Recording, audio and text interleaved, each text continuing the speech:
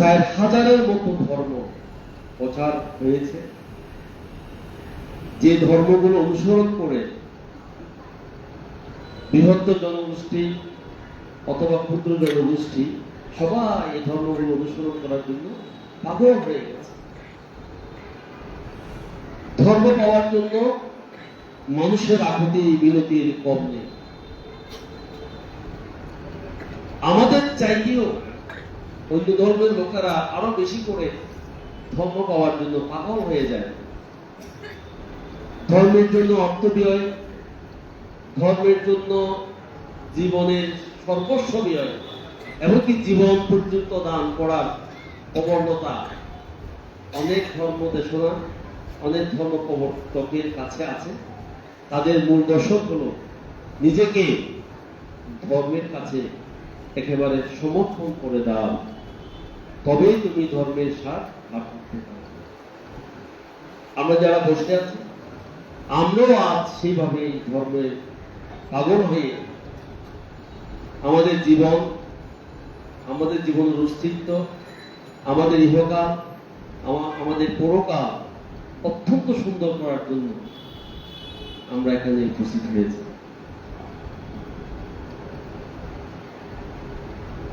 ভগবান তথাগত বুদ্ধ 2,500 বছর আগে তিনিও 4,000 ধর্মের মতোই একটি ধর্ম প্রবর্তন করেছেন এবং তিনিও ঘোষণা করেছেন, আমি শুধু মানুষের নয়, আমি অনন্ত চক্রবালের দেবলোক ব্রহ্মলোক থেকে শুরু করে কোটি শত সহস্র চক্রবালের প্রাণীগণকে সঠিক এবং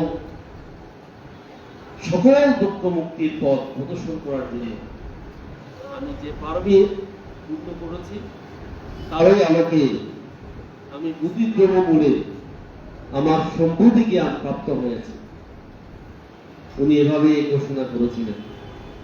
ঘোষণা করার পরেও আপনারা সবাই জানেন, ওনাকে মান্য করতে, ওনার কথা শুনতে কেউ আসছিলেন না। এমনকি পঞ্চবর্গীয় যারা শিষ্য ছিল তারা পর্যন্ত ওনাকে পরিত্যাগ করেছেন, যে এই সেই নিয়ম নীতি ভ্রষ্ট লোক যিনি কোন মহিলার কাছ থেকে পায়সূন্য গ্রহণ করেছেন। আমাদের প্রতিষ্ঠান ছিল, আমাদের শীল ছিল, বিনয় ছিল, আমরা সর্বত্যাগী হব, চেষ্টাকে অবনোদন করব। অথচ সিদ্ধার্থ সেই সুন্দরী ললনা মহিলা থেকে ওনারা দেখেছেন এই সুজতা পায়সূন্য গ্রহণ করেছিলেন।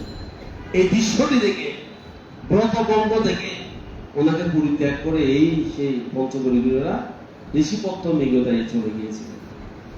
উনিও এই ধর্ম লাভ করার পরে যে ঋষিপত্র মৃগদায়ে ধাম্মা চাকা প্রবর্তন করেছিলেন।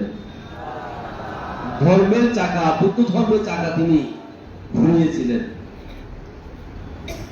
এখন কথা হলো, যদি 4,000 ধর্ম সঠিক হয়, তাহলে বেটি কোনটা? সব তো সঠিক হতে পারে না। আমরা আজ গবেষণা করব, আমরা আজ অনুধ্যান করব, কি ধর্ম আমরা আমাদের অনুসরণ করার যোগ্য, কি ধর্ম আমরা অনুশীলন করব, অনুশীলন করব, অনুসরণ করব, অনুকরণ করব, এবং কি জন্য করা উচিত এই বিষয়টি জেনে বুঝে দুর্লভ মনুষ্য জন্মে যারা যাপন করছেন তাদেরকে আমি মনে করি জেনে বুঝে ধর্ম করা উচিত। এখন আপনি মুসলিম করে জন্মগ্রহণ করেছেন, আপনি মুসলিম ধর্ম গ্রহণ করলেন। আপনি হিন্দু ধর্মে পরিবারে জন্মগ্রহণ করেছেন বলে হিন্দু যত প্রকার নিয়ম কানুন পালন করছেন। আপনি খ্রিস্টানে করে জন্মগ্রহণ করেছেন বলে খ্রিস্টান ধর্ম গ্রহণ করছেন। কিন্তু আমি মনে করি প্রত্যেক মানুষের উচিত যে গবেষণা করে, চিন্তা ভাবনা করে, ভালো মন্দ বিচার বিশ্লেষণ করে যদি সেটা ভালো লাগে সেটা গ্রহণ করা উচিত, আর যদি মানুষের কল্যাণের জন্য না হয় সেটা বর্জন করা উচিত। এই কারণে আমরা যারা আজকে ধর্ম কথা শুনব, আমি ধর্ম বিষয়ে, ধর্ম বৌদ্ধ ধর্মটা আসলে কি সেই বিষয়ে আমি দেশনা করার জন্য চেষ্টা করব। সম্মানিত সুধী মণ্ডলী, জগতে মূলত দুইটি ধর্ম। কয়টি ধর্ম? দুইটি। একটা হলো কুশল পক্ষীয় ধর্ম, আরটা হচ্ছে অকুশল পক্ষীয় ধর্ম।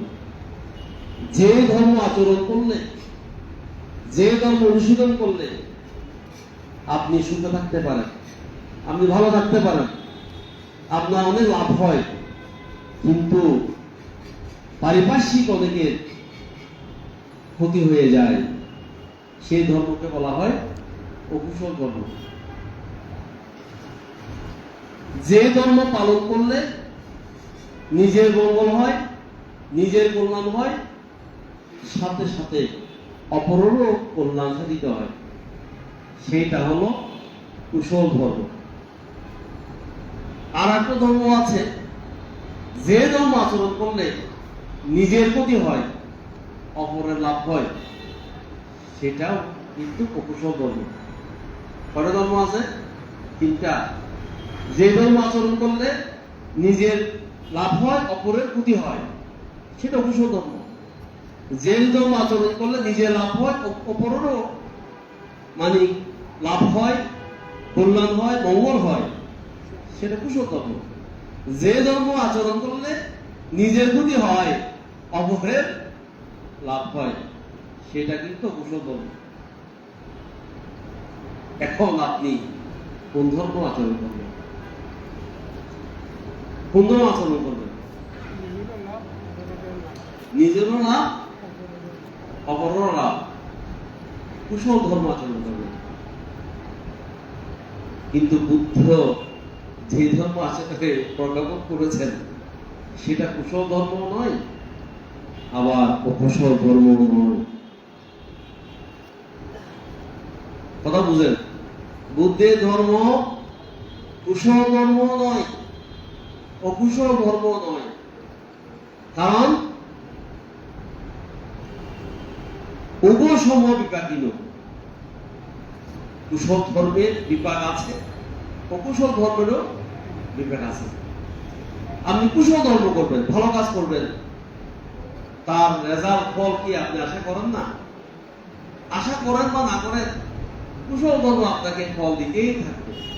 আপনি কাজের উপর করেছেন, ফলের আশা না করেন, না করলেও ঠিক সময়ে গাছ বড় হয়ে ফল ফুল ধরে, গাছের গুণগুণ অনুসারে সেই গাছ তার ফল দিতেই থাকবে। আপনি চাইলেও দিবেন, না চাইলেও দিবেন। আর অকুশল করেছেন, আপনি চুরি করেছেন, কিন্তু চুরি করার ফল আপনি ভোগ করতে চান না, আপনি জিয়ারত দিতে চান না, মানুষের মাধ্যমে খেতে চান না, কিন্তু আপনি চুরি করতে চান। না চাইলেও আপনাকে ঠিক সময়ে, সময় সুযোগে সেই অকুশল কর্মের ফল লাভ করতেই হবে। কথা বুঝতে পেরেছেন? আমরা কুশল কর্মের ফল লাভ না করতে চাইলেও আমাদের লাভ করতেই হয়, আর অকুশল কর্মের ফল পেতে না চাইলেও পেতে হয়। এই দুইটা ধর্ম বিপাকী, বিপাক প্রদান করে। এখন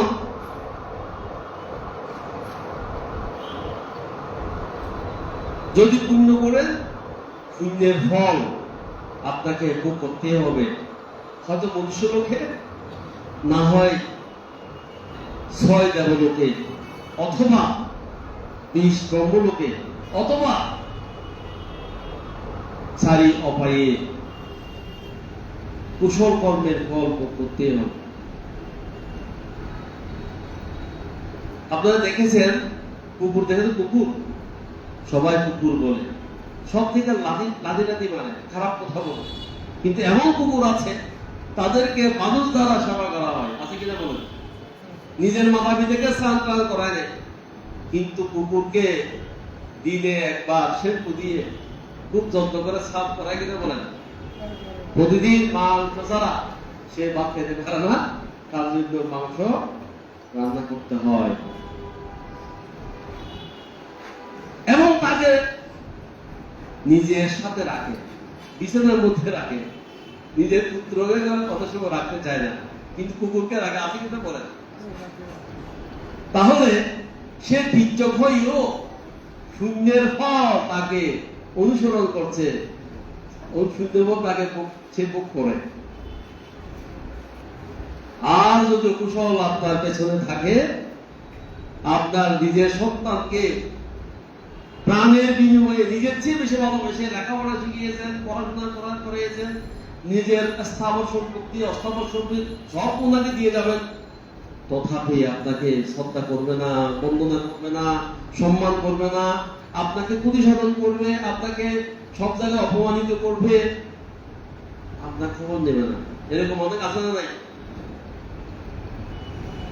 অনেকে বলে আমার বউ আমাকে খুব ভালোবাসে, অনেকে বলে আমার ছেলে আমাকে ছাড়া একটু থাকে না, আমি যাবো না কাজ। আসলে বউমাও শুনে না, ছেলেও আপনাকে ভালোবাসে না, সব আপনার কর্মের ফল।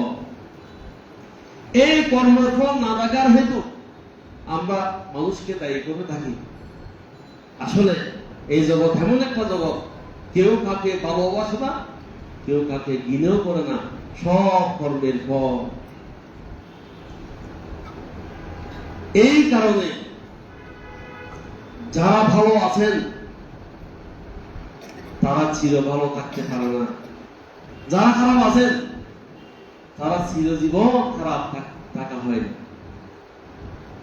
অনেকে জীবন পরিবর্তন হয়, জীবনটা ছিল একেবারে নিকৃষ্ট, গরিব কুলে জন্মগ্রহণ করেছিল, কোনো কোনো ভাবে ছেলে একটা চলে গেল আমেরিকায়, আপনি আর গরিব আছেন। এখন সমাজে নমাজে আপনার কোনো বিভাগ ছিল না, এখন অন্তর্ভুক্ত হওয়ার কারণে সব জায়গায় বিহার নির্মাণে আপনাকে আগে ডাকে, আইন বইন, অনেকে হন অনেক বলে কিনা বলেন? হ্যাঁ, অনেকে বলে তুই আছে দে এবারে এত কি করতে, টাকা আসে বলে করে না, পুণ্যের ফলে করে। অনেকে অনেক টাকা আছে কিন্তু এক টাকাও তার হাত দিয়ে মানে পানি ঝরে না, এরকম মানুষের সমাজ আছে। অনেক টাকা আছে, তার কাছে গেলে বলে কিছু নাই, দরজা বন্ধ করে দেয়। একবার ডুবে যাওয়ার পরে সবাই তাকে ঘিরে করতে থাকে, আকাশে বাতাসে ঘরে বাইরে ওনার কথা দুর্নাম প্রচার হয়।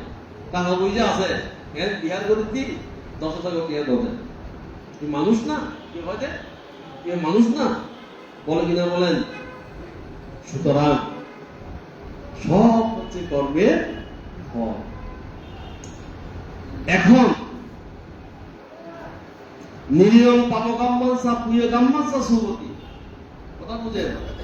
অপরাস্তা মাত্রা বাবাত্তা পারে নিভ্রান্তি অনাসবা। যারা পুণ্য করবেন সেই পুণ্যের ফল আপনি পাবেনই, আর অকুশল করলে না চাইলেও পাবেন, পেতে হবে।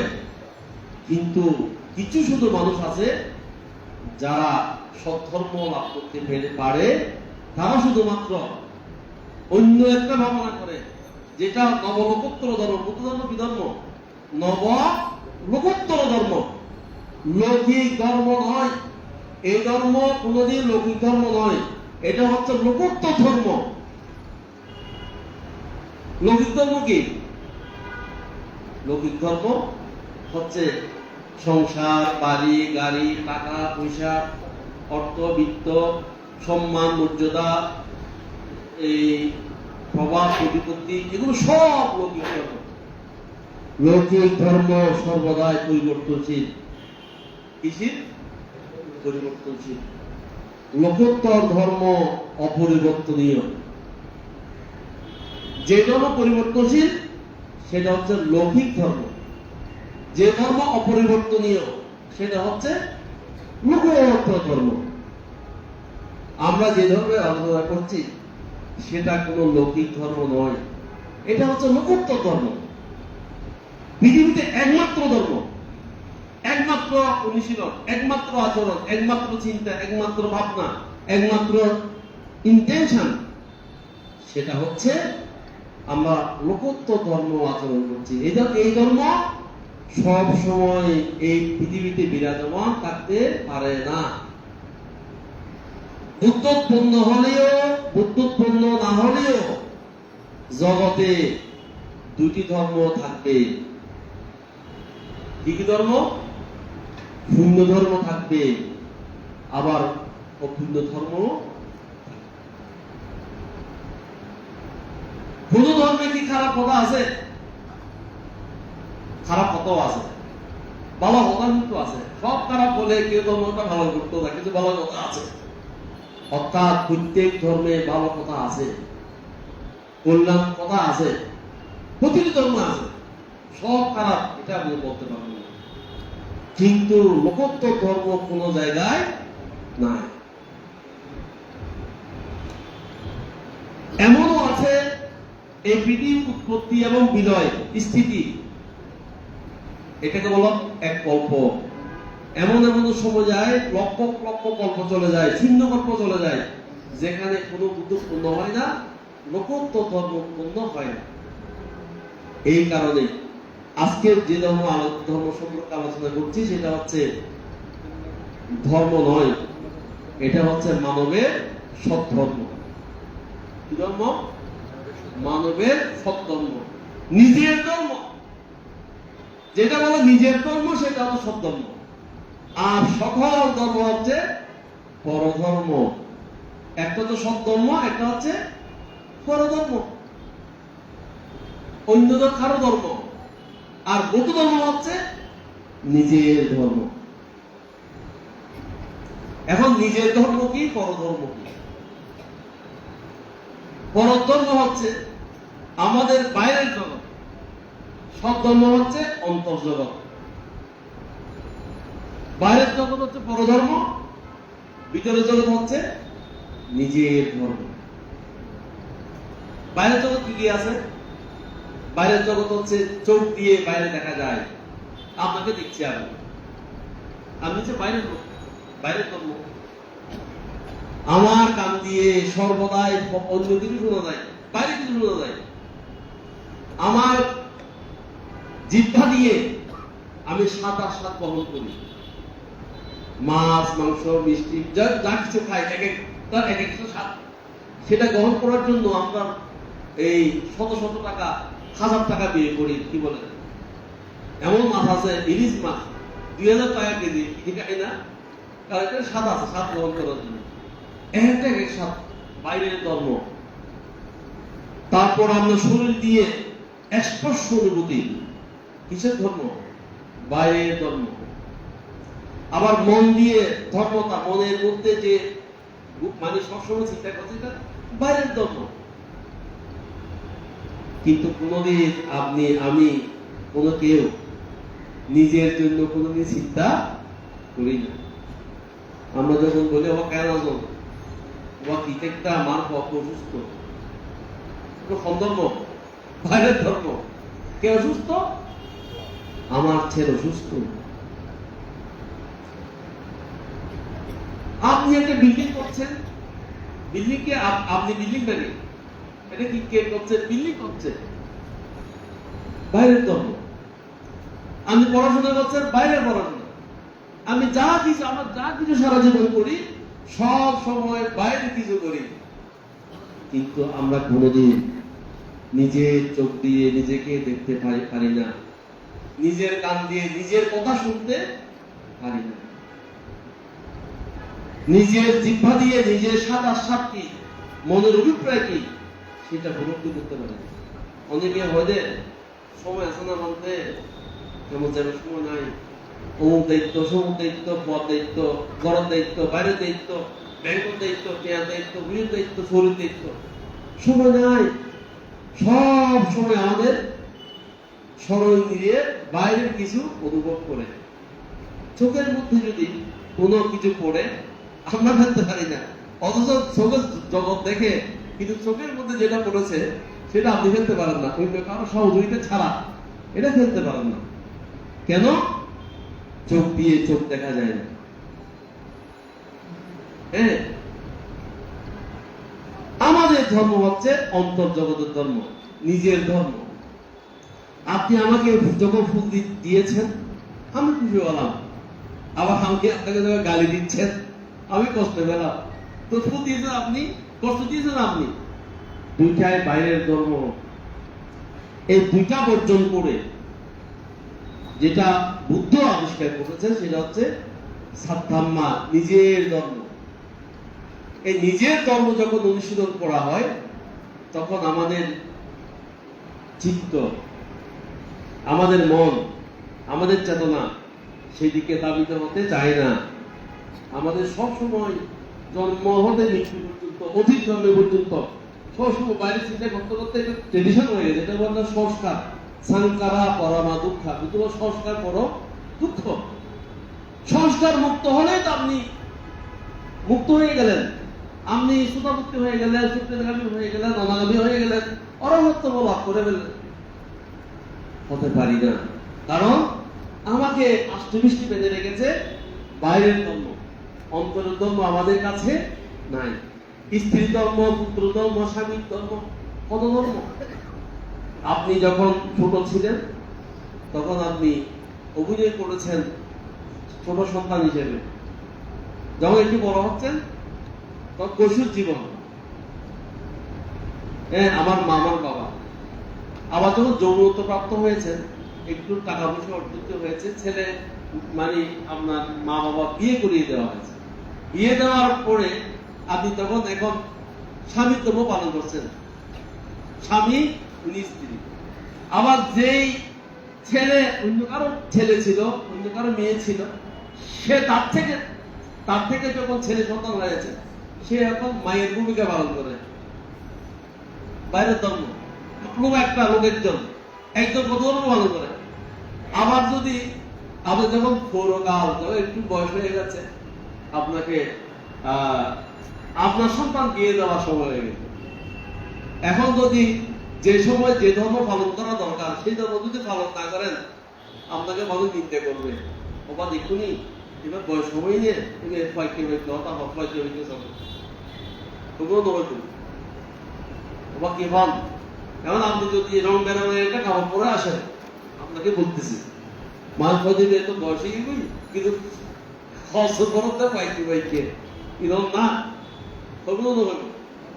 অর্থাৎ আপনি অভিনয় করছেন, কিন্তু আপনার ভেতরে যে লোকটা আছে সেটাকে দেখার, সেটাকে জানার, সেটাকে বুঝার, সেটাকে সুখে আছে, সেটাকে দুঃখে আছে, সেই চিন্তা করার সুযোগ সময় আপনার একেবারে নেই।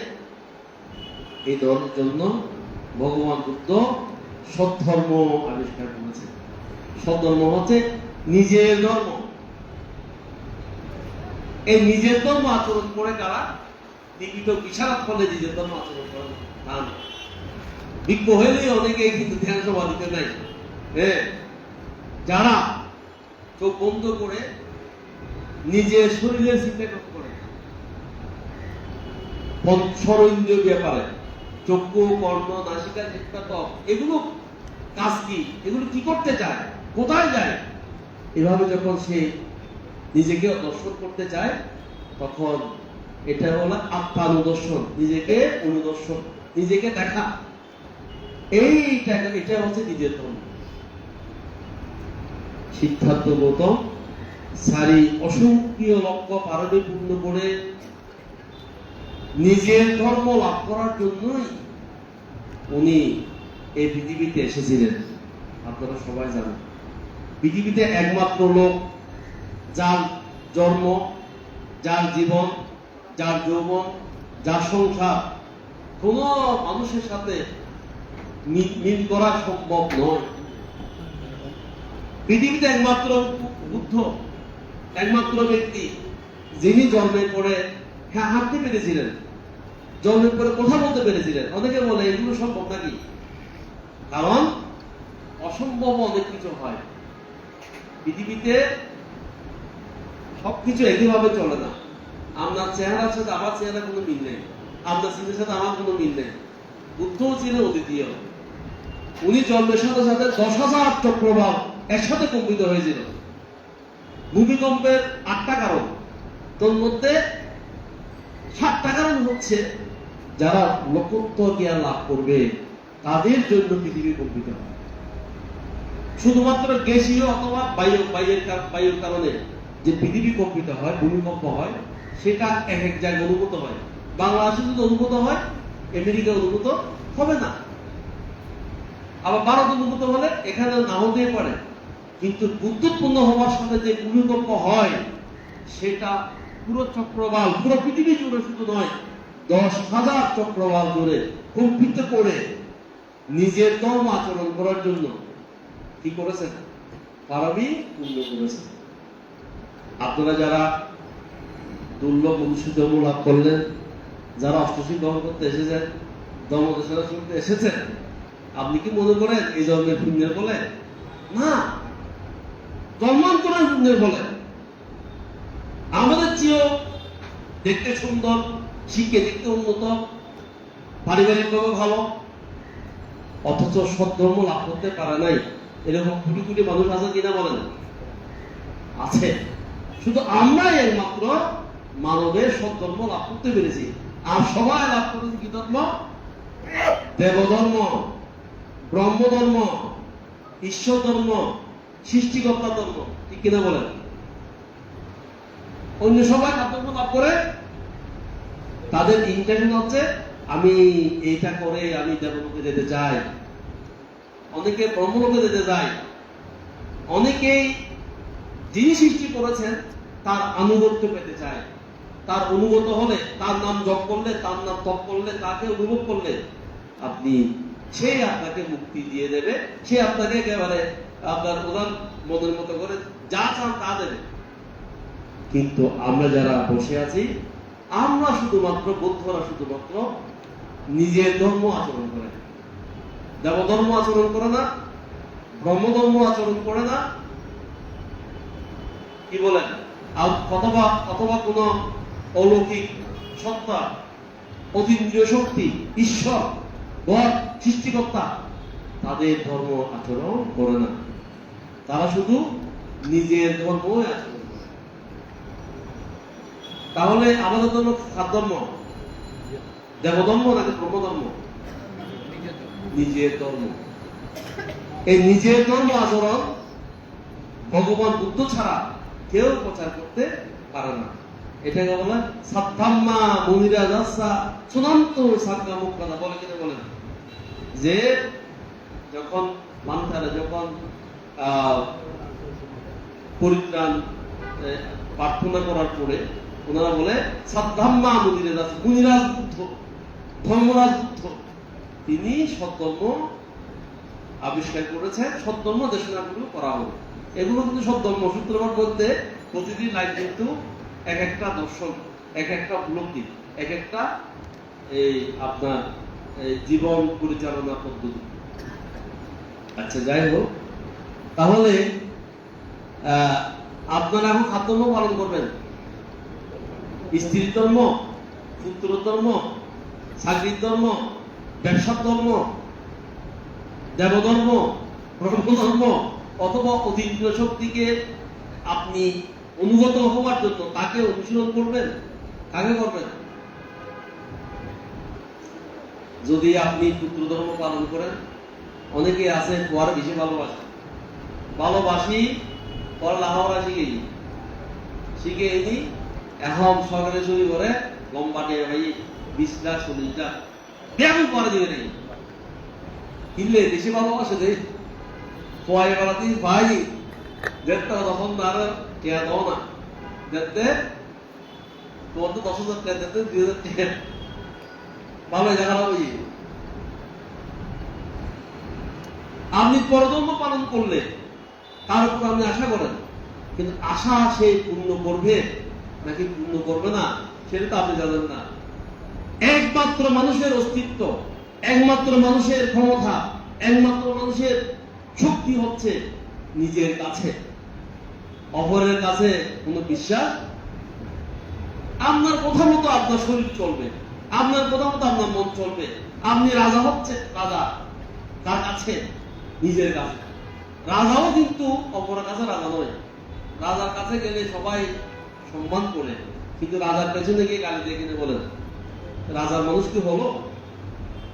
বঙ্গবন্ধু শেখ মুজিবুর রহমান উনি যার কাছে যার প্রয়োজনে তিনি তো তার পরিচয় ছিলেন, কিন্তু শেষ পর্যন্ত সে তাকে প্ররোচনা করে জীবনটা নিয়ে নিল। নিজের একমাত্র সন্তান, যাকে ভালোবেসে, যার কথায় 14-15 বছর বয়সে বিম্বিসার রাজা রাজ্য দিয়ে ফেলেছিল, তাকে অযত শত্রুকে সে কি করেছে, রাজ্য পেয়ে, ক্ষমতা পেয়ে তাকে বন্দী করলো। বন্দী করার পরে তাকে কি অবস্থা করেছে আপনারা সবাই জানেন। সুতরাং পরধর্ম পালন করলে ফল আপনাকে কোনোদিন আপন হতে পারে না। ফত করে কি বলেন, ফত ফলে আপন কিভাবে হবে? এই জন্য বুদ্ধ বলেছেন আত্মহিত পরহিত। কি হিত? আত্মহিত পরহিত। পরহিত আত্মহিত এটা বলা হয়নি। আমি প্রথমে এই কথাটি একেবারে মানতে চাচ্ছিলাম না। আমি ছোটবেলা একটা কবিতা বলেছি, মানে পরের কারণে সত্য দিয়া বলি এ জীবন সকলে দাও, তার মতো সব কোথাও কি আছে, আপনার কথা ভুলিয়ে যাও। এটা তো মতো কথা, এটা ত্যাগের কথা। পরে দেখলাম বুদ্ধ বলছেন আত্মহিত পরহিত। নিজের হিত করো তাও পরের কথা পরে, নিজের কল্যাণ করা বড় সময় থাকলে পরের কথা। এটা আমার মা হোক, আমার মা হোক, আমার ভাই হোক, হ্যাঁ এটা সুন্দর কথা। ওই ফলের কারণে স্বার্থ দিয়ে বলি এই জীবন, এটা তো ভালো কথা। কিন্তু পরে দেখলাম গাড়ির পেছনে লেখা আছে নিজে বাঁচুন অপরকে বাঁচান, নিজের জীবন দিয়ে হলে অন্যকে রক্ষা করুন। এটা কি লেখা আছে? দেখা আছে কিনে ঘটনা বুদ্ধ বলেছে ওই গাড়ির পেছনে যে এটা লেখা আছে তার সাথে তো কিনে যায়। পরে দেখলাম নিজে সুখী না হলে কাউকে আপনি সুখী করতে পারবেন না। যে নিজে সুখী নয়, নিজে জ্ঞানী নয়, সে অপরকে জ্ঞান দিতে পারে না। তাই নিজেকে আগে প্রতিষ্ঠিত করার পরে তারপর অন্য কাউকে আপনি প্রতিষ্ঠিত করবেন। নিজেকে বিলিয়ে দিয়ে হয়তো আমার বাই মামলায় ফল আর হইতে পারে। আজ ইয়ে বাই বড় বড় লোকই আর নসা মনে না হয়। এটা কি বুদ্ধিমানের কাজ হলো? দিন বুদ্ধিমানের কাজ হলো বোকা। যেদিকে যাক আমি আমাকে প্রতিষ্ঠিত করবো, তারপর বাইরে দেখবো। এটা বুদ্ধের কথা। মানে আত্মহিত পরহিত। সিদ্ধার্থ গৌতম তিনি প্রতিজ্ঞা লাভ করার আগে আপনারা জানেন উনি একেবারে ভাবুক ছিলেন। উনি কোনো কাজ করতেন না। করতেন 29 বছর সংসারে দিলেন, উনি কোনো কাজ করতেন না। যেমন তো বলছে আমার বোনকে এই অলস মানুষের কাছে দিতে চায় না, কারণ সে অস্ত্রবিদ্যা জানে না, কোনো কাজ কর্ম জানে না। তাকে দিলে আমার বোন তো একেবারে একজন অলস ব্যক্তি, তার কাছে গেলে তো আমার বোন কোনো কিছুই পাবে না। তখন তাকে পরীক্ষা করতে দেওয়া হয়েছে, অস্ত্রযুদ্ধে মানে পরীক্ষা করার জন্য অস্ত্রযুদ্ধ দেওয়া হয়েছে। কিন্তু দেখা গেছে তিনি অস্ত্রবিদ্যায় 10 জনে যাহা পারে না তার চাইতে বেশি পারে, সব জায়গায় সে সেরা, সাহিত্যে শরীরে সব দিকে। কিন্তু এইরকম মহাপুরুষ যিনি জন্মগ্রহণ করার পরে বলেছিল চক্রবর্তী রাজা হবেন, সেই ব্যক্তি জন্মের পরে অলস হয়ে গেল, বাবুক হয়ে গেল। কিন্তু যখন তিনি বুঝেছেন এটা আমার, এই জীবন আমার, এভাবে হতে পারে না, এই জীবনের অর্থ অন্য। যখন চারি নিমিত্ত দেখেছিলেন তখন উনি ওনার একমাত্র সন্তান যিনি নতুন জন্মগ্রহণ করেছেন, স্ত্রী পুত্র ঘর বাড়ি রাজ্য সব ছেড়ে গিয়েছিলেন, সকল দায়িত্বকে ছেড়ে উনি গভীর রাস্তায় চলে গিয়েছিলেন। ঠিক কিনা বলেন? এই যে চলে যাওয়া, এই যে ত্যাগ, এটাকে বলা বলছে আমার ত্যাগ।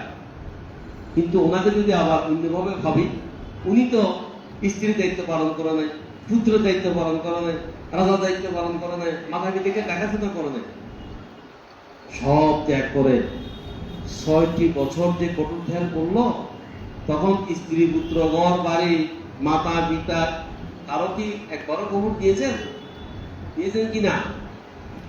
না নিয়ে উনি বুদ্ধিজ্ঞান লাভ করলো, করার পরেও কলম নেয় নাই। এবং বুদ্ধকে আনার জন্য অনেক চেষ্টা করা হয়েছে, যারা যায় সবাই ওনার কাছে ভিক্ষু হয়ে যায়। শেষ পর্যন্ত উদয়নে কে ছিল, তাকে বলল খালুদাই, এই খালুদাইকে বলেছে যে তুমি যাও, আমি শত শত লোক পাঠিয়েছি, কেউ বুদ্ধকে আনতে পারে নাই, তুমি গেলেও তুমি হয়তো আসতে পারবে, তুমি ঠিক করে যাবে বুদ্ধির কথা শুনে। কিন্তু তোমার উপর একটা দায়িত্ব থাকবে, যে কোনো প্রকারে ফান করে বন্ধনা করে নিয়ে আসবে কবিরা বস্তুতে। 10,000 ভিক্ষু নিয়ে বুদ্ধ প্রথম কবিরা বস্তুতে গমন করে।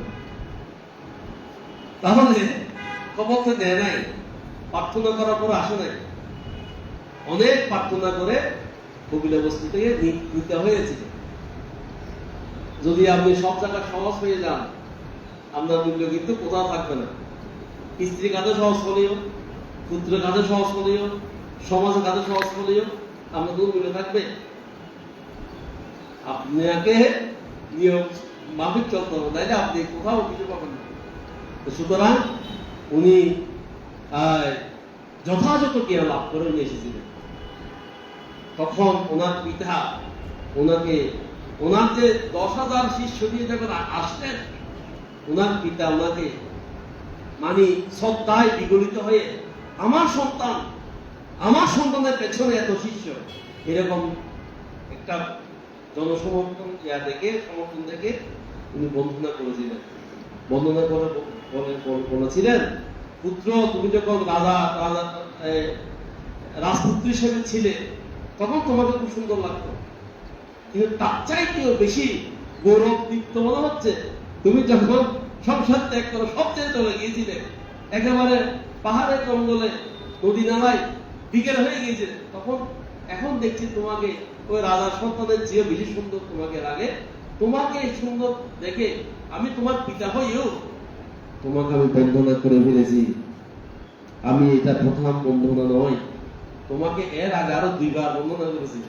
আমি পিতা হয়েছি, অথচ তুমি আমাকে শ্রদ্ধা করবে। কিন্তু আমার শ্রদ্ধা হঠাৎ করে হয়ে গেল আমার অজান্তে, আমি তোমাকে আরো আগে 2 বার বন্দনা করেছি।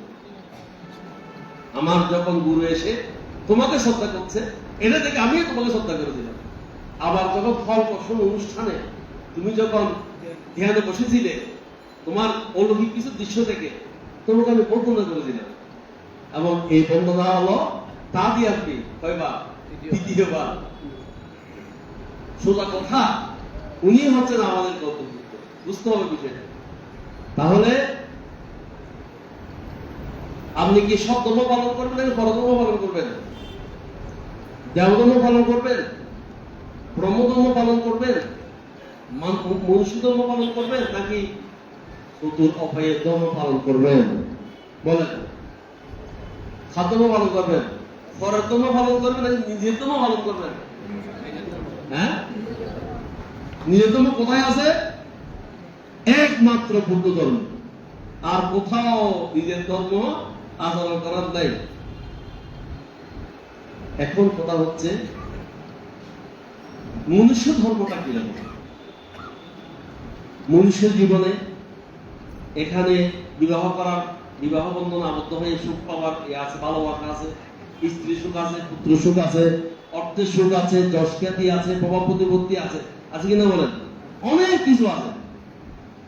কিন্তু তার সাথে সাথে দুঃখ সুখটা পরিবর্ত, শান্তাবাত্য বিপরীত নামাত্ম সকল সুখের পরিবর্তনশীলতা আছে কিনা? যেহেতু জীবন দুঃখ ছাড়া কিছুই নেই, এই কারণে দুঃখই একমাত্র জগতে সত্য। এই সত্যটা মনুষ্য জন্ম যেমন সত্য, দেবলোকীয় সত্য, ব্রহ্মলোকীয় সত্য। বুদ্ধ ধর্ম শুধু মানবের ধর্ম নয়, এটা সত্যদের ধর্ম। দেবলোকের দেবতারাও দুঃখ মুক্তির জন্য বুদ্ধের কাছে এসেছিলেন, ব্রহ্মলোকের ব্রহ্মরাও দুঃখ মুক্তির জন্য বুদ্ধের কাছে এসেছিলেন। যার প্রেক্ষাপটে বুদ্ধ যখন প্রথম ধর্মচক্র প্রবর্তন করেছেন, সেখানে মানুষ শুধু একজন নক্ষত্রতম লাভ করেছিলেন, আর ওদিকে 18 কোটি দেবক ব্রহ্ম সবাই মার্গজ্ঞান লাভ করেছিলেন। মার্গজ্ঞান আমরা সবাই লাভ করতে চাই। মার্গত্ব কি বলেন? মার্গত্ব ছেদন। কাকে ছেদন? দুঃখকে ছেদন। কাকে ছেদন? দুঃখকে ছেদন। সাক্কায় দিকটি বিচিকিৎসাশীলা ব্রত ক্রমশ এই দুঃখকে ছেদন হচ্ছে মার্গ। বুদ্ধের ধর্ম অলৌকিক নক্ষত্র ধর্ম হলেও সেটা ইহজীবনে লাভ করা যায়। বুদ্ধের সকল ধর্ম মৃত্যুর পরে নয়, ইহজীবনে, এই জীবনে, এই মুহূর্তে আপনি বুদ্ধ ধর্ম লাভ করবেন, পাবেন, ধর্মের ফল পাবেন। আর অন্য ধর্মের সব গল্প কাহিনী আছে কি, মৃত্যুর পরে তুমি স্বর্গে যাবে, মৃত্যুর পরে তুমি অমুক যাবে, মৃত্যুর পরে তোমাকে সর্বোচ্চ জায়গায় রাখা হবে, এটা হচ্ছে মৃত্যুর পরে। কিন্তু বৌদ্ধ ধর্ম হচ্ছে কি ইহজীবনে। ইহজীবনে আপনার জীবন দেবলোকের মতো নয়। আপনি ইহজীবনে দেবসুখ করতে পারছেন না, আপনি মৃত্যুর পরে কি দেবলোকে যাবেন? বলেন। আপনি এই জীবনে, এই মুহূর্তে দেবতুল্য মানুষ হতে পারেন নাই, দেবতুল্য মানুষ। আর দেবতুল্য মানুষ হতে টাকা পয়সা রাখে না, লাগে আদর্শিক জীবন, যা লাগে সৎধর্মের অনুশীলন। এটা যদি থাকে আপনার, আপনি মানুষের মাঝে দেবতুল্য মানুষ হবেন। যিনি দেবতুল্য মানুষ, তিনি মৃত্যু পরে দেবলোকে যাবেন। আর যারা মানবীয় মানুষ, মানুষের উপকারে, মানুষের কাজে, মানুষের পাশে থাকে, তিনি মৃত্যু পরে মানুষ হবেন। আর শত্রু হয়ে মতো আচরণ করলে পশুরের মতো আচরণ, বেত লোকের মতো আচরণ, তির্য লোকের মতো আচরণ, আপনি মৃত্যুর পরে শত্রু হয়ে যাবেন। কিন্তু কিছু লোক আছে, তারা সকল ধর্মকে বাদ দিয়ে তারা নিবৃত্তির আলোক উদ্ভাসিত হতে চায়, তারাই একমাত্র নির্বাচন। এখন কথা হলো, আপনি কেন মনুষ্য জীবনটাকে চাচ্ছেন না? আপনি কেন দেব জীবনকে চাচ্ছেন না? আপনি কেন ব্রহ্ম জীবনকে চান না? কেন চাইবেন না? সেটা একটা প্রশ্ন করতে হবে না? কারণ আপনার জীবনে অনেক কিছু পেয়েছেন, আবার আপনার জীবনে অনেক কিছু হারিয়েছে। আপনার যখন অর্থবিত্ত হলো, মোটামুটি একটা অবস্থান হয়েছে, খাওয়া মানে মোটামুটি একটা অবস্থান হয়ে গেছে, তখন আপনি 40 বছরের বৃদ্ধ হয়ে গেছে, 40 বছর বয়স হয়ে গেছে। এখন আপনার রোগের প্রাদুর্ভাব হলো। কি বলে, আগে তো টাকা বেশি ছিল না, এখন আছে। কিন্তু খাওয়ার টেবিলে বসলে সবাই খায়, আপনি দেখে থাকেন। ডায়াবেটিস, প্রেশার, অমুক সমুক, একটা খাবার খাইতে পারবেন না, খাইলে শেষ। এই কারণে মনুষ্য জীবন সুখের কিনা দুঃখের বলেন, আপনি ভাবেন তো আপনি কি পাইয়েছিলেন? আমি বুদ্ধই একমাত্র ব্যক্তি যিনি সুখ বলতে কিছুই দেখেন না। সেটা কি? উনি বলেছেন সুখ বেদনা, দুঃখ বেদনা, উপেক্ষা বেদনা। সুখ বেদনা কি আপনি উপলব্ধি করেছেন কোন সময়? বলেন, সুখ কি বেদনা? আপনার টাকা নাই, পয়সা নাই, খেতে পারবেন, চলতে পারবেন, কোন জায়গায় মর্যাদা পাবেন? টাকা পয়সা দরকার। এখন যার নাই সে রাস্তায় বলে, বাবা মা একটা টাকা দাও। আপনার বাবা না, উনি বাবা না, কিন্তু আপনাকে বাবা টাকা দিন, চলতে পারে না। এখন যার নাই, তার নাই বলে দুঃখ। আর যার আছে, আপনার 1 কোটি টাকা আছে, আপনার একটা ইন্ডাস্ট্রি আছে, ইন্ডাস্ট্রির মধ্যে 500 লোক কাজ করে, 1000 লোক কাজ করে, আপনি কি এখানে নীরবে নিবৃত্তে বসে ধর্ম দর্শন শ্রবণ করতে পারবেন? 3টা মোবাইল থাকবে, ফোন করবে আপনাকে, এদিকে চলে গেছে, ওইদিকে কাজ সমস্যা হয়ে গেছে, ওইদিকে আপনার সিম ব্যান্ডের সমস্যা হয়ে গেছে, আপনি রাত্রি ঘুম দিতে পারবেন? তাহলে যাদের আছে তারা কি সুখে আছে? তারা মহা কষ্টে আছে। 6 তলা বিল্ডিং এর এক মানুষ আমাকে বলছে, ওনার স্বামী মারা গেছে, ওনার স্ত্রী আছে, 6 তলা বিল্ডিং। সুখে আছে না দুঃখে আছে বলে? স্বাভাবিকভাবে সুখে আছে, 6 তলা বিল্ডিং আছে। হয়তো ভাবতে মনোহরদের বিল্ডিং ছাড়িয়ে একটা বাসাতে দেবে বললে কিনলে এই সম্পত্তি রাখি গেল আমাকে, আমি কিছু মিশিয়ে দিল। অর্থাৎ দুপুরে ঘুম আসছে, বেল বাজিয়ে বলে আর অনেক স্বাধীন করো, তার পায়ে দিয়ে গেল, কাম সমস্যা করেন। হ্যাঁ কি বলে? আবার ভাড়া দিয়ে চলে যাচ্ছে, আবার ভাড়া দিয়ে অন্য কারো ধার করে আমাদের ঘরে আছে, আমার কাছে পিছিয়ে দিচ্ছে, আবার মরা ভাড়া দিয়ে আর কেন ওই ভাড়া আনি, ওই যে ওই মাস্টার বাড়ি দোকান থেকে যে তারা চলে টাকা দিচ্ছে না, এখন তার জন্য বিচার করতে হবে কাকে? মালিককে বিচার করতে হবে। সকালে দুপুরে কোনো সময় ঘুম যেতে আর পারি না। হ্যাঁ, তাহলে আপনাকে সুখ আছে? যখন চাকরি পাই না তখন এক দুঃখ, যখন চাকরি পেয়েছেন তখন আরেক দুঃখ। কি বলে? যারা পড়াশোনা করে, আমরা তো পড়াশোনা করেছি, আমরা দেখেছি যে ছোটখাটো মানে কষ্ট, এই যে পরীক্ষা দিতে হবে, স্কুল দিতে হবে, পাস করতে হবে। যত বড় হচ্ছি তত দেখলাম দুঃখকে বাড়ে থাকে কবে? আরো বাড়ে, দায়িত্ব বাড়ে। আগে তো চিন্তা নাই, এখন তো চিন্তা। যখন ছোট ভাবতে ছিলাম তখন বড় ভাবতে আন্ডারে ছিলাম, যখন নিজে বড় ভাবতে হয়ে গেলাম তখন আমার আন্ডারে 20 ফুটির জন্য। এখন তাদের খাওয়া দাওয়া, চলাফেরা, চিকিৎসা, হ্যাঁ, সব কিছু আমাকে মেনটেন করতে হবে। আমি বাধ্য হয়ে কি করো থাকি, আমি সব ক্ষেত্রে করলাম, সব ক্ষেত্রে করে জড়িত হয়ে গেলাম। কি বলেন? দুঃখ কিনা বলেন? দুঃখ। এখন বৌদ্ধ ধর্ম কি বলে? বৌদ্ধ ধর্ম বলে যে সুখকে সুখ, দুঃখকে দুঃখ হিসাবে জানা বুঝা, সেটা হচ্ছে প্রজ্ঞা। আমরা দুঃখকে সুখ, সুখকে দুঃখ, অসারে সারা মদিন সারাতে সারা নাসিন দেহে সারা নদীর সাথে মিথ্যা সংখ্যা গোচা। যিনি সারকে সার, অসারকে অসার বলে জানেন, তিনি সম্মুখ ধর্ম লাভ করেন। যিনি অসারকে সার, সারকে অসার মনে করেন, তিনি মিথ্যা সংখ্যাপ্য গোচারা, তিনি মিথ্যা দিকে দাবিত হয়। এই কারণে আপনি কি সত্য জ্ঞান জানবেন নাকি মিথ্যা জ্ঞান জানবেন? আপনি যে মেয়েকে ভালোবাসেন তাকে বলছেন তোমাকে না পেলে আমার জীবন ব্যর্থ, এই জীবন জীবনে হতে পারে না, তোমার জন্য আমি জীবন দিতে পারি, বলে কিনা বলেন? হ্যাঁ, কিন্তু একদিন দেখেছে ওই ভালোবাসার মানুষটি অন্য একজন ছেলের সাথে জড়িয়ে ধরে ধরে ফেলেছে। কোনো কোনো দেখলো আর কি, সে কি দুঃখ হবে সুখ পাবে? হ্যাঁ, মনে হবে যে আকাশ ভেঙে পড়লো, সমস্ত মানে প্রত্যাশা নিমিষে ধ্বংস হয়ে গেল এবং জীবন ব্যর্থ হয়ে গেল। অনেকে আত্মহত্যা করে না?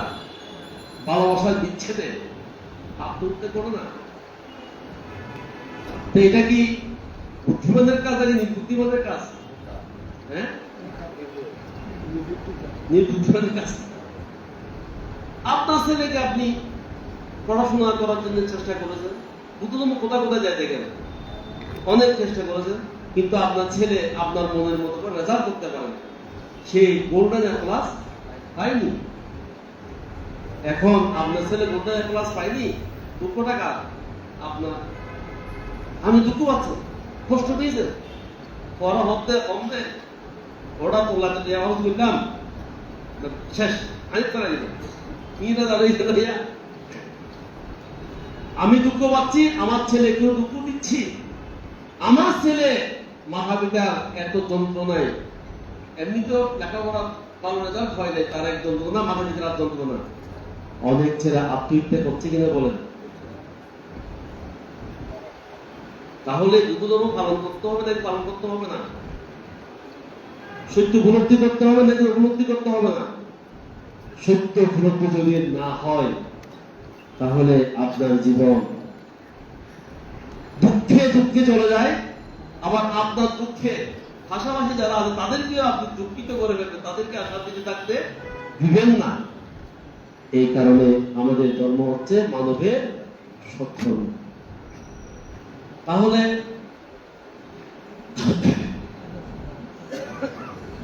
এখন এখন সৎধর্মটা কিভাবে উৎপন্ন হয় সেটা কিভাবে বুঝবেন? এটা বুঝার একটা নিয়ম আছে। আপনি যখন সৎধর্ম লাভ করবেন আপনি সুখে থাকবেন, আমিও সৎধর্ম লাভ করবেন, আপনি আপনার সন্তানকেও সঠিক জ্ঞান দান করতে পারবেন। আপনি যখন সৎধর্ম লাভ করবেন আপনার জীবন যাত্রার মান উৎকৃষ্ট হয়ে যায়। যেমন একটা সমাপতির কথা বলি,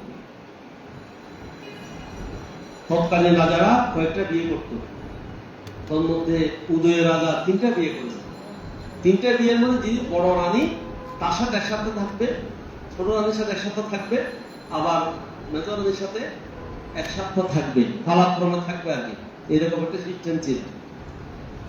এখন সেনাপতিকে 7 তলা একটা বিল্ডিং করে দেওয়া হয়েছে রানীকে। তাকে সেবা করার জন্য 500 জন মহিলা নিয়োগ করা হয়েছে। প্রতিদিন ঘর সাজানোর জন্য লক্ষ লক্ষ টাকার ফুল কি করে ব্যয় করে, লক্ষ লক্ষ টাকার ফুল দিয়ে সাজায়। এটা আমি কোথাও দেখি নাই, দেখেছি শুধুমাত্র বুদ্ধগয়া। বুদ্ধগয়া দেখেছেন কিনা বলো, অনেকে যাকে আজকে একরকম কাকে একরকম, উন্নত মানের ফুল চেঞ্জ করে না, লক্ষ লক্ষ টাকা দিয়ে ফুল দিয়ে বলে কারা করে, থাইল্যান্ড কি করে, জাপানিরা করে, বিভিন্ন জায়গার লোকেরা লক্ষ লক্ষ টাকা ফুল দিয়ে সাজায় বুদ্ধগয়া। আর বুদ্ধগয়ার বুদ্ধ আমার মনে হয় প্রতি 5 মিনিটে কয়েকটা কামড় করে। হ্যাঁ, উনি এমন একটা বুদ্ধ এমন পুণ্য করেছেন, এমন পুণ্য করেছেন, মৃত্যুর পরেও ওনার খাবার শেষ নেই। বুদ্ধ বিহারটা দেখেন সবচেয়ে বড়। বুদ্ধ মন্দিরে বুদ্ধ বিহারের উত্তর যে যেখানে থাকবে বুদ্ধ নাই, কি আছে বুদ্ধ মূর্তি, ওইটা সবচেয়ে সুন্দর। হ্যাঁ, বুদ্ধ মূর্তি পুণ্যের কারণে ওনার বুদ্ধ বিহার প্রতিদিন লক্ষ লক্ষ টাকা ফুল দিয়ে সাজায়, তারপর ফেলে দেয়, আবার সাজায়, আবার ফেলে দেয়, আবার সাজায়, এরকম বিশাল একটা অবস্থা। তখন রানীরাও নাকি এরকম জলুস ছিল, তারাও প্রতিদিন ফুল দিয়ে সাজাতো। এখন এই ফুল কেনার দায়িত্ব দেওয়া হয়েছে উত্তরাকে, পুজো উত্তরা। উনি নাকি একটু পূজা মানে একটু বাঁকা, পিঠ একটু বাঁকা থাকে না, অনেক মানুষের একটু পেটটি একটু বাঁকা, কিন্তু বুদ্ধিমান আছে। ওনাকে দায়িত্ব দেওয়া হয়েছে, পুজো উত্তরাকে দায়িত্ব দেওয়া হয়েছে, প্রতিদিন ফুল এদের সাজাবে, উনি যা দর দেবে, আবার ওনাকে একটা পার্সেন্টেজ দেওয়া হবে, মানে একটা টাকা ওনাকে দেওয়া হবে। এখন পুজো উত্তরা প্রতিদিন ফুল দিয়ে সাজায়। একদিন দেখলো মানে প্রতিদিন যা ফুল আনে তার চেয়েও আরো অধিক ফুল উনি এনেছেন। যে টাকা দেয় সে টাকায় দিয়েছে, সেরকম টাকা দিয়ে ফুল এনেছে, কিন্তু আজকে ফুল বেশি, অনেকটা ডবলের মতো। হ্যাঁ, যতটুকু আনে তার চেয়ে ডবল এনেছে। আমি জিজ্ঞেস করলো, পুজো তোরা তোমাকে তো আমি টাকা বেশি দিই নাই, তুমি এত ফুল কেন এনেছো? ফুলের দাম কি কমে গিয়েছে বাজারে? হ্যাঁ, বলছে না, ফুলের দাম কমে যায়নি। তাহলে ফুল বেশি এনেছে কেন? ফুল বেশি এনেছি, যে টাকা দিয়েছে সেই টাকারে তুলে দিচ্ছে। এই টাকাটা প্রতিদিন দিই, প্রতিদিন টাকা তুলা হয় না। উনি স্পষ্ট বলছেন যে আমি আগে টাকা মেরে দিতাম, চুরি করতাম, মেরে দিতাম, এই কারণে আমি এত ফুল আনতে পারতাম না, কিন্তু আজ আমি আর এই কাজটা করতে পারছি না। আমার মন কোনোভাবে এটা করতে দেয় না। আমার মন বলছে তুমি আর এই কাজ করতেই পারবে, তোমার দ্বারা এটা কাজ করা সম্ভব না। তোমাকে যা টাকা দিয়েছে সে টাকা ফুলে তোমাকে আনতে হবে। আমি আমার মনের সাথে যুক্ত করে পারি নাই। প্রতিদিন যে টাকা বেড়ে দিতাম সেই টাকা আমি আজকে মারতে পারিনি। আশ্চর্য হয়ে গেল, কেউ কি কথা বলে? মানুষ নিজের দোষ ত্রুটি মলমূত্র যেভাবে ঢেকে রাখে, মলমূত্র যেভাবে দেখতে দেন না কাউকে। আমি যে থাকে না প্রস্রাব করে সবার সামনে করেন নাকি? কেউ করে? বাক্কা আমার শুধু সবার সামনে কাজ, কিন্তু এগুলো ফেলে দেন, ফেলার সময় তো সবার সামনে করেন না। ঘটনা কি? ঘটনা হচ্ছে নিজের মলমূত্র কাউকে কেউ দেখাতে চাই না। নিজের ওষুধের শরীর, গর্ভযুক্ত শরীর, এটাকে কি মানুষ এরকম রাখে? লাইফ বয় সমান, আর কি সমান আছে, লাখ সমান, আরো কত সমান আছে। এইগুলো দিয়ে আপনাকে পরিষ্কার করে যত সুন্দর খাবার আছে এগুলো করে আপনি মানুষের সামনে উপস্থাপন করবেন। এটা মানুষের একটা স্বভাব, নিজের অকুশল মলমূত্র মানুষের সামনে রাখা। ঠিক অনুরূপ ভাবে নিজের যত খারাপ এগুলো নাকি কেউ প্রচার করতে চায় না, এগুলো যত পারে ঢেকে রাখতে চায়। কোনো না কোনো ভাবে আমি একটা মিথ্যা কথা বলে ফেলেছি, আমি এই মিথ্যা কথাকে সত্য প্রমাণ করার জন্য প্রয়োজনে 100টা মিথ্যা কথা বলবো। তারপর আমি যে মিথ্যা কথা বলি সেটা স্বীকার করতে চাইবো না। এরকম না, এরকম মানুষের ইন্টেনশন, এটা স্বাভাবিক। আমার অস্তিত্ব, আমার ভদ্রতা, আমার অসুস্থতা, এটা আমি কোনোভাবে দিতে চাইবো না। 100টা মিথ্যা কথা বলা হলেও আমার মিথ্যা কথাকে সত্য প্রমাণ করবো। এখন রানী বলছে, তুমি যে এতদিন চুরি করেছ সেটা যে স্বীকার করছ, এটার রেজাল্ট বা এটা শাস্তি কি হতে পারে তুমি চিন্তা করেছ? আমি কে জানো? আমি রানী, আমার মুখ দিয়ে যা বের হবে, আমি যা শাস্তি বিধান করবো সাথে সাথে এটা কার্যকর হয়ে যায়। আর রাজা রানীর এমন ক্ষমতা আছে, রাষ্ট্রপতির মতো। রাষ্ট্রপতি চাইলে কি করতে পারে, কোন একজন একেবারে দণ্ডপ্রাপ্ত ফাঁসির আসামিকে চাইলে সে ক্ষমা করে দিতে পারে। রাষ্ট্রপতি ক্ষমতা আছে কিনা? ধর রাজারও নাকি এই ক্ষমতা, রানীরও এই ক্ষমতা, সে চাইলে যে কোনো মুহূর্তে বিচার করতে পারে। আর যাদের ম্যাজিস্ট্রেট আছে তাদেরও ক্ষমতা, তারা চাইলে এই মুহূর্তে আপনাকে বিচার করতে পারে। ম্যাজিস্ট্রেট এরকম কিছু ক্ষমতা আছে। তো উনি বলছেন যে তুমি যে এতদিন ধরে বছরকে বছর আমার পরে আমার সবকিছু নিয়ে তুমি যে লক্ষ লক্ষ টাকা, কোটি কোটি টাকা চুরি করেছ, সেটা তুমি সব সম্মুখে স্বীকার করছো, এর ফল কি হবে জানো তুমি? আমি জানি, আমি জানি। আপনি চাইলে আমার হাত কেটে ফেলতে পারেন, আমার শিরচ্ছেদ করতে পারেন, কিন্তু হাত কাটার পরেও, শিরচ্ছেদ করলেও আমি আজকে মিথ্যা বলতে পারি না, পারবো না। তুমি পাগল হয়ে গেছো? আমি পাগল হয়ে যাই একেবারে, ঠিক আছে। তুই কি ঠিক আছো? আমি এখানে আসার আগে গতকাল গৌতম বুদ্ধ, ভগবান বুদ্ধের একটি সভায়, ধর্মদেশনে আমি যোগদান করেছিলাম। যোগদান করার পরে বুদ্ধের কথা শুনতে শুনতে শুনতে শুনতে আমার ভিতরে একটা অন্য মানুষ প্রতিষ্ঠিত হয়েছে। আমি আমার ভিতরে অন্য কাউকে দেখেছি, যেটা কুযুক্তরা নয়, যেটা সাধারণ মানুষ নয়। আমার ভিতরে একজন অসাধারণ মানুষ আমি দেখেছিলাম। সে অসাধারণ মানুষ যখন আমি দেখতে পেয়েছি, সে অসাধারণ মানুষ আমি হয়ে গেছি। অসাধারণ মানুষ হয়ে যাওয়ার কারণে আমি লৌকিক যত প্রকার সিস্টেম আছে এগুলো থেকে আমি বেরিয়ে গেছি। আমার ভিতরে অন্য জ্ঞানের প্রদীপ জাগ্রত হয়েছে। সেই জ্ঞানের প্রদীপের কারণে আমি আর অন্ধকারে থাকতে পারবো না। জীবনের বিনিময় হলেও মহৎ কি হল কি হতা হল, কথাই দেখি অন্যরা অন্ধন না, অন্যরা মতো জানি। আচ্ছা ঠিক আছে, তুমি যে কি জ্ঞান লাভ করেছো তুমি বলো, আমাকে বলো, আমিও তোমার কাছ থেকে শুনি, আমি কিছু জ্ঞান লাভ করি। উনি এবার বলছেন, আমি আপনাকে এভাবে বলে ধর্ম কথা বলতে পারবো না। আপনি রানী, আমি আপনার সেবিকা, আমার কথা আপনার গুরুত্ব তেমন পাবে না, যেহেতু আপনি মুনির, আমি আপনার চাকর। আমার এই মূল্যবান কথা শোনার জন্য আমাকে মূল্য দিতে হবে। মূল্য দেওয়া ছাড়া আমি আপনাকে দেশনা করতে পারবো না।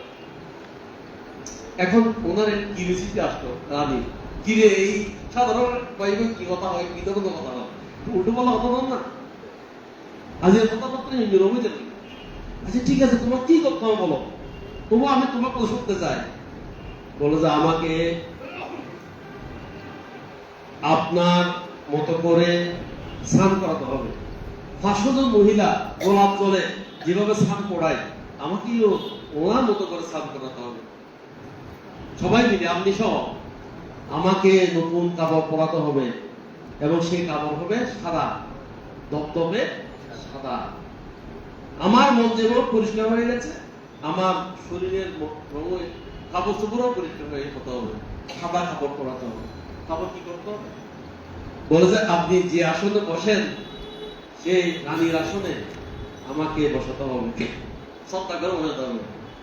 আর কি করতে হবে? বলে যে আমি তখন ধর্মদেশনা করব, ধর্মদেশনা করার আগে আপনাকেও আমার সামনে নিচে বসতে হবে, আপনি চেয়ারে বসে থাকতে পারবেন না। অত্যন্ত শ্রদ্ধা করে, অত্যন্ত আন্তরিক ভাবে আপনাকে দেশনা শুনতে হবে।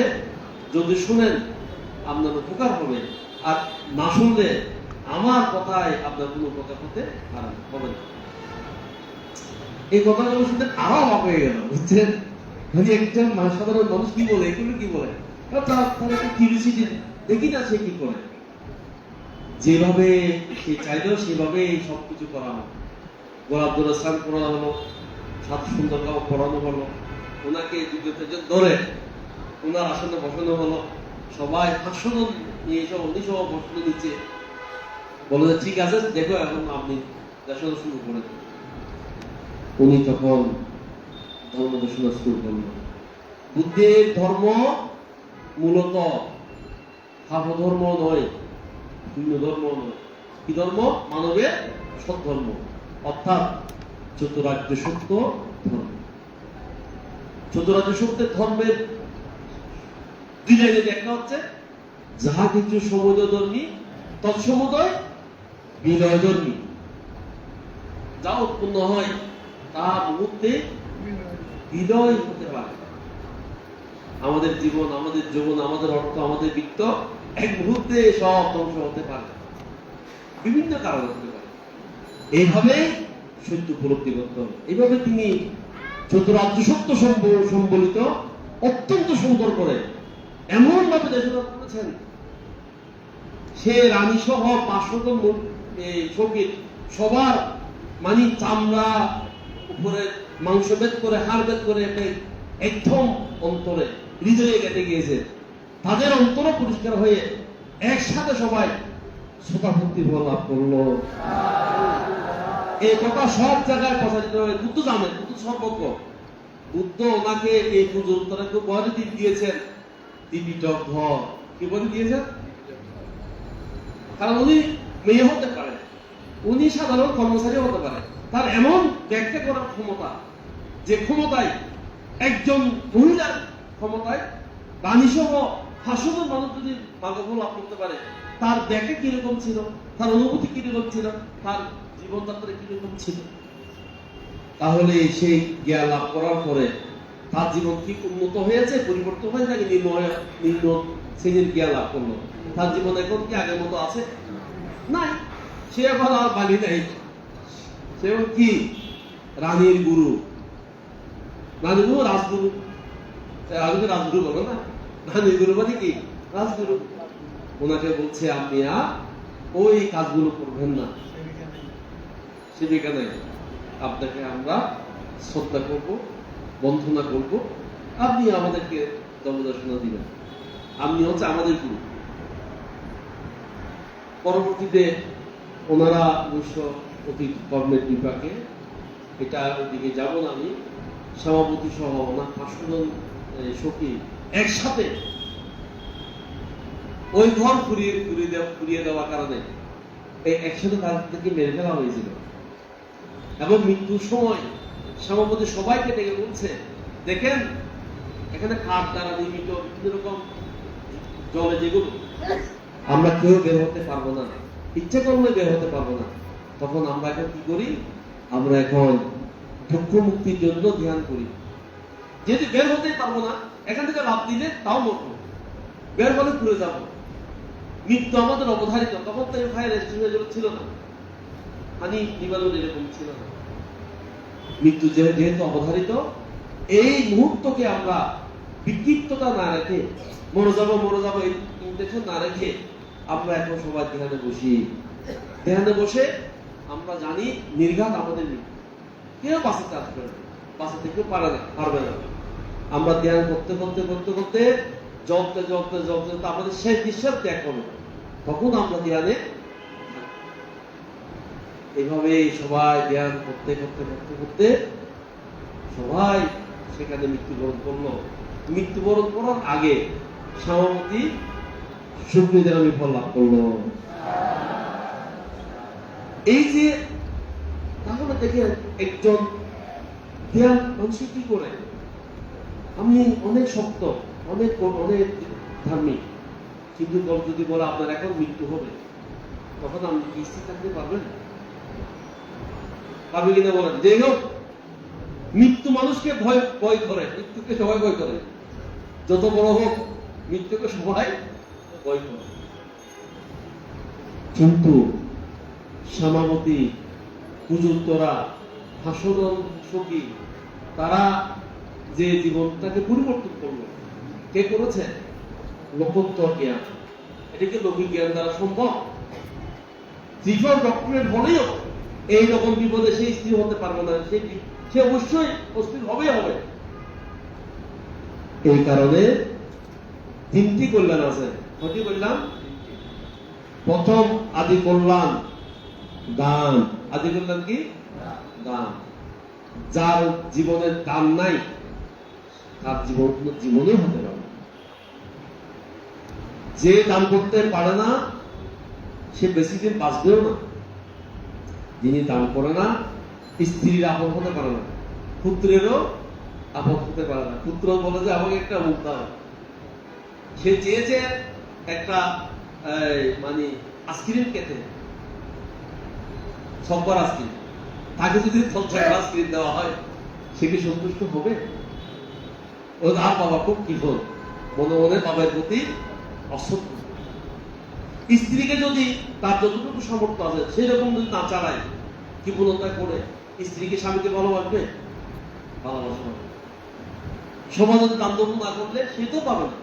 এই কারণে সবার কাছে নিজের যোগ্যতা প্রদর্শন করার জন্য, সুখে থাকার জন্য অনেক আছে মানুষ যারা তাদের সন্তানের দান করা, কিন্তু বইলে দিতে হবে না, দিলে কি বলবে? মান সম্মানের দিক দিয়েছে, অনেকে লক্ষ টাকা দান করে, কিন্তু সন্তানতা কিছু আছে কিনা বলেন? এরকম মানুষও আছে, অনেক কারণে দান করে। কিন্তু যদি আপনি দান সত্যি করেন, তবে আদি কল্যাণ হচ্ছে দান। দান যা মানতা সম্মানতা, এই জন্য আদি কল্যাণ দান। মধ্যমা কল্যাণ, মধ্যম কল্যাণ শীল, আর অন্তে কল্যাণ সমাধি।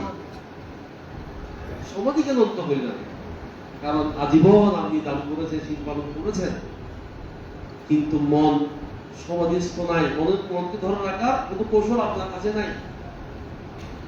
একজন শিরোবান ভিক্ষু, তার শত অনুসারী আছে, অর্থাৎ শিষ্য আছে, সে মারা গেল।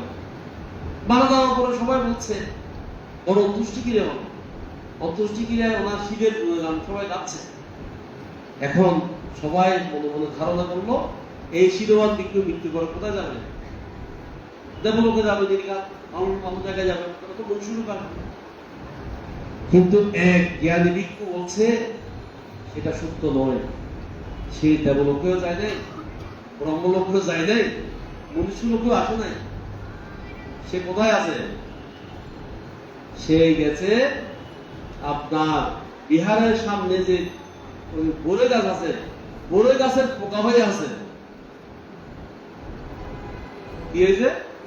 বরে গাছের পোকা। এখন আগে ছিল ভিক্ষু, এখন বরে গাছের পোক। এটা যদি কে বলে, ওনার শিষ্যরা কি মাথা ঠিক থাকে? ওনার গুরুর বিরুদ্ধে এরকম বড় ইয়া দিলেন না, মানে কি বাজে মেরে অপবাদ দিলেন না। প্রমাণ করতে হবে আপনাকে, আমার গুরু যে মৃত্যুবরণ করার পরে ওই করে গেছে, হয়ে গেছে, এটা আপনাকে প্রমাণ করতে হবে।